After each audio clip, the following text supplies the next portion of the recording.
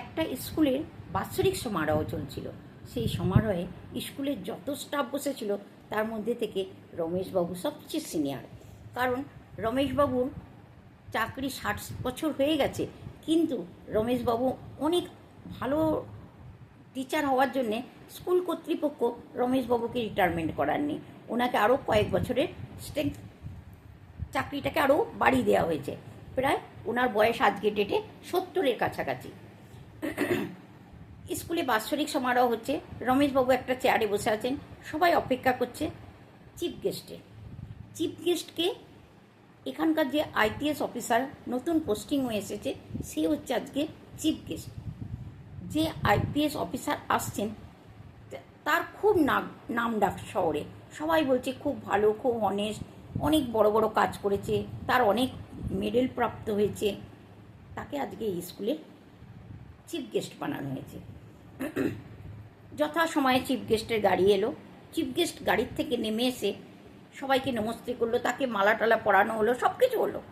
সে তাড়াতাড়ি রমেশবাবুকে দেখে রমেশবাবুর কাছে এসে তাড়াতাড়ি করে রমেশবাবুর পা ছুঁয়ে প্রণাম করলেন। রমেশবাবু চিনতে পারলেন না, কেন উনি কালো চশমা লাগিয়েছিলেন। রমেশবাবু বলছেন, তুমি কি আমাকে চেনো বাবা? তুমি কে বলো তো?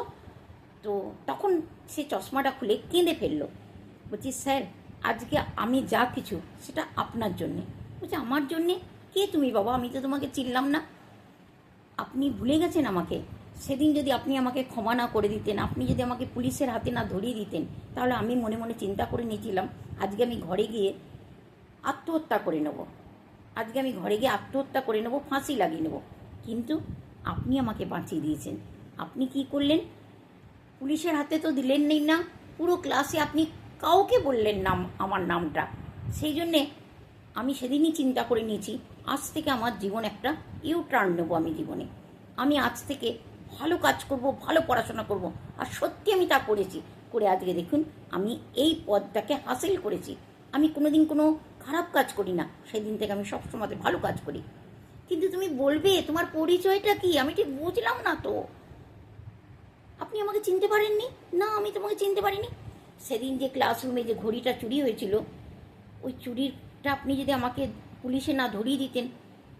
ও ওইটা আপনাদেরকে আমি শোনাচ্ছি গল্পটা।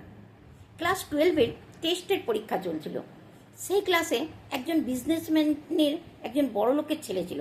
তার হাতে একটা রিস্ট ওয়াচ ছিল, খুব দামি ঘড়িটা। ছেলেটা রিস্ট ওয়াচটা রিস্টে লাগায়নি, সে তার টেবিলের উপরে রেখেছিল। রেখে সময় দেখে দেখে সে লিখছিল। আর রমেশবাবু সেই ক্লাসে গার্ড দিচ্ছিলেন। সেই সময়তে ছেলেটা চিৎকার করে ওঠে, কে আমার ঘড়িটা নিয়ে নিয়েছে, কে আমার ঘড়িটা নিয়ে নিয়েছে। রমেশবাবু বললেন, দেখো ঘড়িটাই ক্লাসের ভেতরেই আছে, ক্লাসের বাইরে যায়নি। উনি দরজাটাকে ভেতর থেকে লক করে দিলেন। বললেন, তোমরা শান্তিপূর্বক সবাই লিখে নাও, পরীক্ষা শেষ হোক, আমি দেখছি কে ঘড়ি নিয়েছে। সবাই লিখলো, পরীক্ষা শেষ হয়ে গেল। রমেশবাবু অনেকগুলো কালো পট্টি আনালেন বাইরের থেকে, সবার চোখে বেঁধে দিলেন।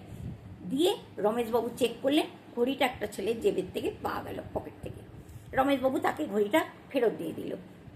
কিন্তু ছেলেটা বলছে, সেদিনকে তো আপনি তো জানতেন যে আমার পকেট থেকে আপনি যখন ঘড়িটা বের করলেন, আপনি চাইলে আমাকে পুলিশে দিতে পারতেন, বা পুরো ক্লাসের সামনে সবার সামনে অপমানিত করতে পারতেন যে আমি চোর, কিন্তু আপনি সেটা করেননি। রমেশবাবু বলছেন, 1 মিনিট বাবা, 1 মিনিট। তুমি জানো না, সেদিনকে চোখে পট্টি আমিও বেঁধে নিয়েছিলাম কালো। কেন না, আমি চাই না আমার কোনো সন্তান বা আমার কোনো বাচ্চা আমার নজর থেকে গিরে যাক। সেই জন্য আমি নিজেও চোখে পট্টি বেঁধে নিয়েছিলাম। আচ্ছা, সেদিনকে ছেলেটা তুমি ছিলে? আমি নিজেও জানতাম না বাবা।